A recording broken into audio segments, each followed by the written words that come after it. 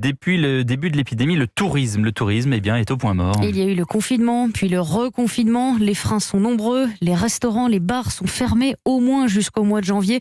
Stéphane Place, vous êtes à Bordeaux. Les lueurs d'espoir sont très minces. Oui, alors depuis les annonces du président, le comité régional du tourisme de la Nouvelle-Aquitaine que dirige Anthony Demel a enregistré un phénomène très net sur un certain type de location. Une reprise des réservations, une augmentation de 30% sur une semaine pour les logements individuels, les meublés de tourisme, les gîtes, pour pouvoir se retrouver en famille pour les fêtes de Noël. Ce phénomène, il est très clair. Les nouvelles réservations de logements sont totalement réparties sur le territoire et pas uniquement sur les gros spots touristiques de la région Nouvelle-Aquitaine. Pour l'hôtellerie traditionnelle, c'est beaucoup plus compliqué. Des hôtels dont les carnets de réservation, en fait, ne se remplissent pas à l'approche de Noël, comme peut le constater malheureusement Jean-Philippe Burjat, qui dirige lui-même un hôtel dans le centre de Bordeaux et qui préside une association locale d'hôteliers indépendants. On fait habituellement 70-75% de taux d'occupation. Et cette année, on est à quelque chose aux alentours de 10 et 15%, avec aucun frémissement particulier. On est tous pareils. Ce qu'on demande aujourd'hui, c'est de lever les fermetures administratives des restaurants, et ça fera que les hôtels vont de nouveau se remplir. Ça serait le minimum, c'est de faire l'effort sur la deuxième quinzaine du mois de décembre, mais de façon plus générale, parce que le 20 janvier, c'est très loin. Ici, en Nouvelle-Aquitaine, pour le seul mois de décembre, le comité régional du tourisme estime que les pertes de l'hôtellerie traditionnelle